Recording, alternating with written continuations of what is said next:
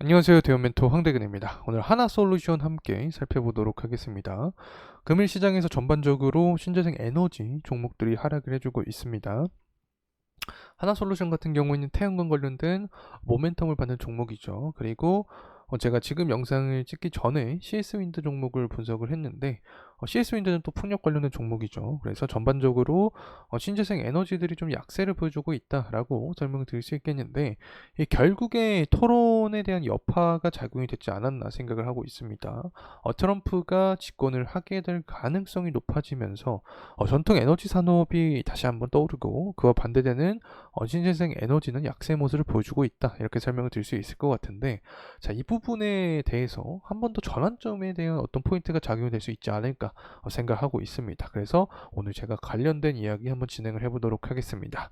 일단 하나솔루션 같은 경우 현재 외국인의 매집 동향을 봤을 때 계속해서 들어와주고 있습니다. 주가가 하락하는 순간에서도. 그래서 제가 이 부분을 통해서 어떤 모멘텀이 발생을 하면 다시금 상승을 위한 지금 발판을 좀 마련을 해주고 있지 않나 생각을 하고 있습니다.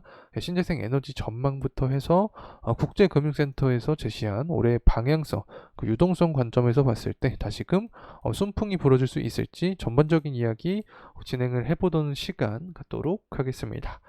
자, 우선은 이 하나솔루션에 대한 가격적인 흐름세 함께 살펴보려고 합니다. 일단은 계속해서 하방 압력을 많이 받았었죠. 22년부터 해서 24년까지도 하방 압력을 받았습니다. 최근 들어서 저점 구간을 기록했던 시기가 4월 26일이었죠. 그래서 4월 26일을 기준점으로 해서 제가 어떤 말씀 드렸냐면 이 구간을 지지를 받아주고 계속 상승하는 모습이 이상적일 가능성이 높다. 자, 이런 말씀을 드렸었죠.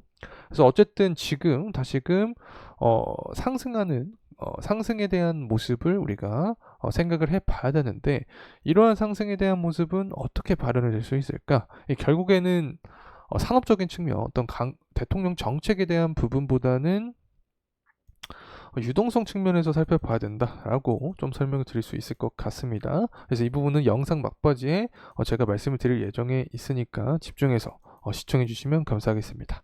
그래서 어쨌든 현재 관점도 동일한 상황이다. 그래서 4월 26일 이렇게 양봉이 출현했던 이 시기 있죠. 이 시기. 그래서 이 기준점을 이탈하지 않는 선에서 다시 지지를 받아주고 상승하는 게 가장 이상적인 시나리오가 될 수 있다는 점 말씀을 드리고 수급적인 측면 보게 되면 외국인이 3거래일 정도 매집에 대한 모습을 보여주고 있습니다. 금일도 마찬가지로 주가는 하락하지만 외국인의 매집세를 보여주고 있고 거래량도 매수에 대한 의지를 보여주고 있기 때문에 다시금 어떤 반전의 포인트가 될 만한 이벤트가 나올 수 있지 않을까 생각을 하고 있습니다.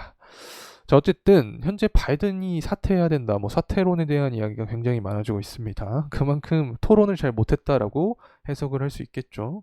특히 바이든 같은 경우에는 신재생 에너지를 워낙 강조를 했죠. 그리고 전기차도 강조를 하고 있기 때문에 이 관련된 이런 토론에 대한 결과가 좀 여론이 좋지 않게 나오게 되면 종목들도 당연히 직접적인 영향을 받을 수밖에 없다. 자, 이렇게 해석을 할 수 있겠고 실제로 보게 되면 트럼프가 압승했다라는 이야기가 지배적인 상황입니다. 이 트럼프 같은 경우에는 바이든과 굉장히 다르죠. 전통 에너지 산업을 강조하고 뭐 친환경 산업은 쓰레기다 뭐 이렇게까지도 얘기하는 그런 경향이 있기 때문에 트럼프가 당선이 될 가능성이 높아지면 이런 하나솔루션이나 CS 윈드 같은 두산 피얼셀 같은 재생에너지 종목들은 수급의 이탈이 발생을 할 수 있다는 점 말씀을 드립니다. 하지만 제가 계속 강조드렸던 반전의 포인트, 자, 이 부분을 설명을 드리기 위해서는 트럼프가 어떤 부분을 강조하냐를 좀 살펴봐야 됩니다. 자, 트럼프 같은 경우에는 통화 완화 정책을 강조를 하죠. 그리고 나서 본인이 집권을 하게 되면 바로 금리를 인하하겠다라는 이야기를 해줍니다. 이 통화 완화 정책을 하고 금리를 인하하면 어디가 가장 수혜가 될 수 있죠? 바로 신재생 에너지입니다. 자, 하지만 트럼프가 신재생 에너지를 직접적으로 강조는 하지 않습니다. 전통 에너지 산업을 강조하는데 현재 유럽 국가들을 보게 되면 신재생 에너지에 대한 산업은 거의 다 하죠. 거의 90% 이상 진행을 하고 있고 미국만 안 할 수는 없기 때문에 물론 바이든만큼 신재생 에너지를 강조하지 않겠지만 어쨌든 신재생 에너지는 진행을 해야 된다. 그래서 유동성 부분을 고려를 하게 되면 다시 한번 신재생 에너지들도 트럼프가 집권을 하더라도 상승 탄력에 대한 부분이 존재하지 않을까 생각을 하고 있습니다.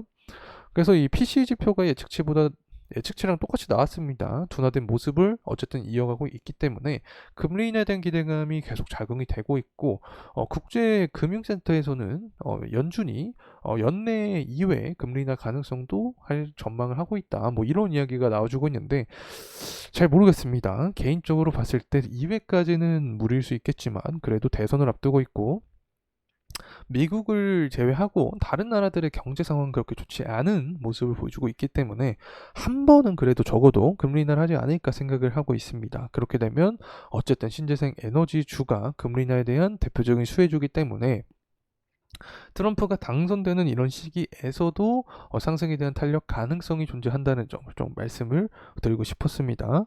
어쨌든 신재생 에너지도 전력 수요가 증가를 하면서 꼭 필요한 부분이기 때문에 변화하는 산업 트렌드에서 핵심이 될 수 있다는 점 개인적으로 말씀을 드립니다. 다시 돌아와서 기업의 분석, 재무적인 측면도 함께 살펴볼까요? 일단 하나솔루션 같은 경우 23년 12월과 비교했을 때 24년 12월에 대한 전망치는 많이 하락을 합니다. 특히 당기손익 부분도 적자폭이 굉장히 커지죠. 하지만 25년부터 해서 어떤 반전에 대한 포인트를 맞이할 수 있다라고 해석을 할 수 있겠는데 특히 영업이익 측면이 25년부터 가파르게 증가할 전망을 합니다. 당기손익도 마찬가지죠. 그래서 이러한 부분을 봤을 때 성장을 빠르게 할 것이다 라고 해석을 할 수 있겠고 실제로 ROE 측면도 보게 됐을 때 24년부터 흑자를 기록합니다. 흑자라고 표현하기 뭐하지만 마이너스에서 벗어납니다. ROE도. 그래서 기업이 성장은 25년부터 빠르게 할 것으로 전망이 되고 있다. 자, 이렇게 해석을 할 수 있겠죠. 그래서 어쨌든 지금까지 하나솔루션의 어떤 주가의 흐름을 봤을 때 20년부터 21년 사이가 피크였죠. 당시에 신재생 에너지 붐이 불었고 바이든 정책안과도 연관이 되었고 전반적인 부분을 봤을 때 하나솔루션 주가를 부양시키기 위한 긍정적인 요소들이 굉장히 많았습니다. 어쨌든 이 기간에 금리가 좀 핵심적인 요소였고 금리를 인상한다라는 시기부터 신재생 에너지 관련된 약발이 좀 떨어졌다라고 해석을 할 수 있겠죠. 그래서 어쨌든 관련된 하나솔루션이나 다른 종목들도 하락을 했다라고 말씀드릴 수 있겠습니다. 하지만 현재에서 추가적인 주가 상승에 대한 포인트를 보기 위해서는 좀 현실적으로 봐야 되긴 합니다.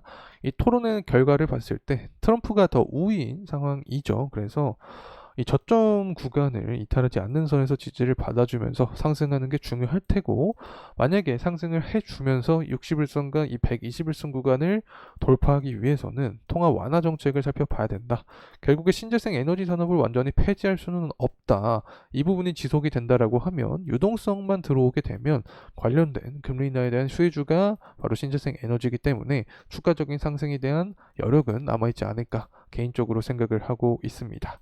자, 이상으로 이 하나솔루션에 대한 영상 마무리하도록 하겠습니다. 금일 시간이 도움이 되셨다면 다음번에도 제 영상을 시청해 주시면 감사하겠습니다.